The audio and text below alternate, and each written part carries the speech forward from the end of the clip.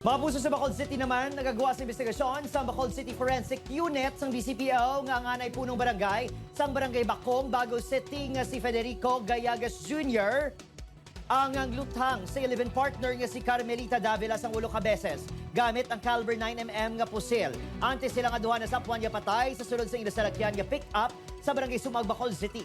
Nagpositibo sa paraffin test si Gallagas. Nagagawa sa investigasyon sa kapulisan nga nagpukutay pa ang duha sa sulod sang pick-up. Dugang pa sa kapulisan sunod sa pamilya, masami nga nag-aaway ang duha kag tuyo na kuntani sa babayi nga bulagan ang iya partner sa sulod sa napulo katue.